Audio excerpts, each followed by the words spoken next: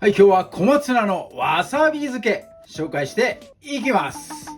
以前紹介した小松菜の塩漬け、こちらの動画がね、大好評です。もうありがたいです。すごいみんな見ていただいて、好評なのでね、塩漬けを試していただいた方、こちらのね、わさび漬けも引き続き試していただければと思います。材料は小松菜 200g です、今日は。そして、練りチューブですね。本生のわさびですが、普通のね、生じゃないやつでもね、大丈夫です。本生の方が美味しいんで、こちらの方がおすすめですが、どちらでも OK です。調味液等に関してはね、概要欄の方に、書いてありますんで、そちらの方参考になさってください。それでね、早速作っていきます。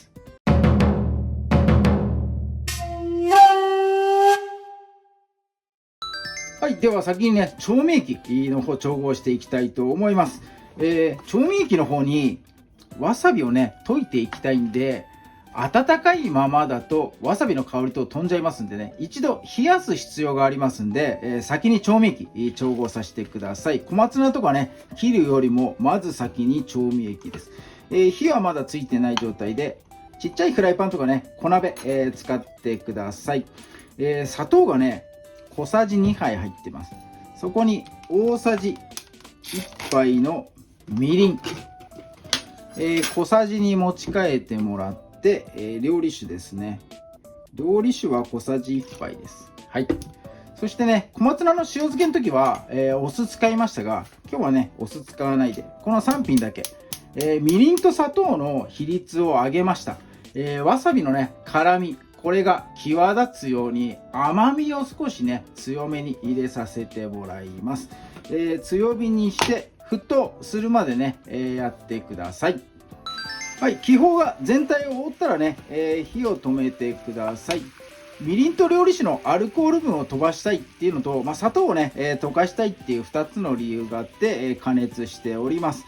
火を止めた後、このままね、常温までわさびのこいつをね、溶ける温度になるまで放置、放っておきましょう。はい、では小松菜下ごしらえです。まずね、水洗いする前にここにね、この根っこ根元の隙間のところにね、泥汚れ溜まってますんで、ここを洗いたい。なのでここのね、根元のところを切ります。はい、切ったままここ持ってもらって、そのままね、水道等でここバーッと洗ってやってください。はい、洗い終わったらね、もう半分に切るだけです。茎と葉っぱのところ、ここにね、分けたい。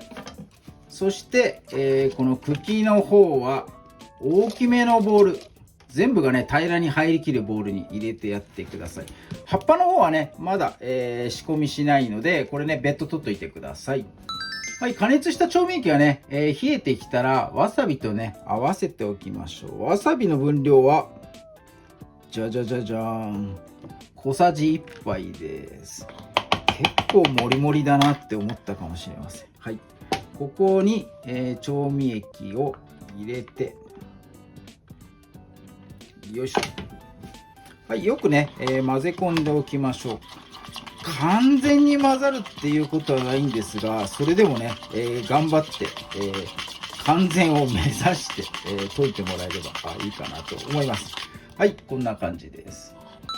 はい、大きなボウルに入れた茎だけの部位、ここにね、塩していきます。小さじ1杯です。はい、茎の部分だけに先にね、塩混ぜてやります。よいしょ。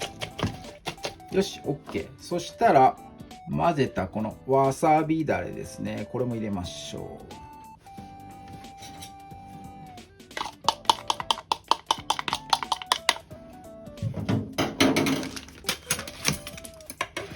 う。はい、茎とわさびだれ。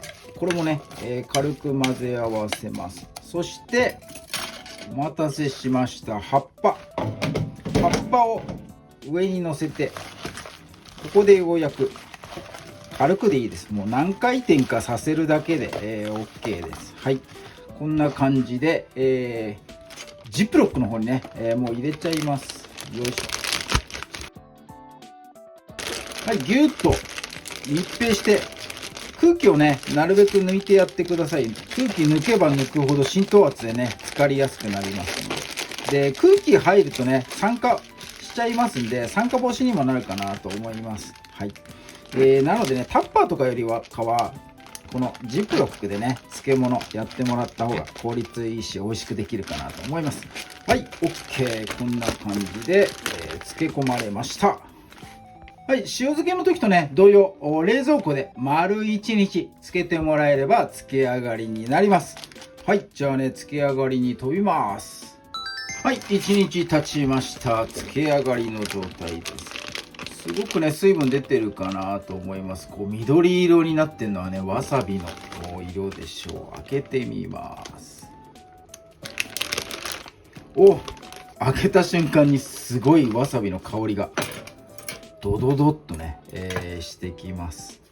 はい、それではね、何本か取り出して食べていきましょう。よいしょ。全然取れない。よいしょ。茎しか取れないですよ。よし。はい、漬け汁ね、あんまり絞ったりしないで、そのままの状態で食べてもらえればいいかなと思います。汁の方にもね、美味しい旨味入ってますんで、逆にね、この汁の方もしっかりとこう吸わせた状態で、いただけると嬉しいかなと思います。よいしょ。よし、OK。はい。小松菜のわさび漬け、これにて完成になります。はい、ではいただいていきます。葉っぱと茎バランスよくね、いただきましょう。おー、いいビジュアル。はい、ではいただきます。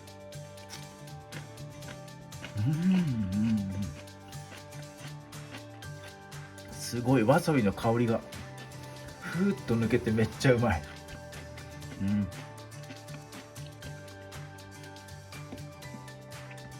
これはたまらないな。わさび感が小松菜のこのほろ苦さとめっちゃ合いますね。うまっ。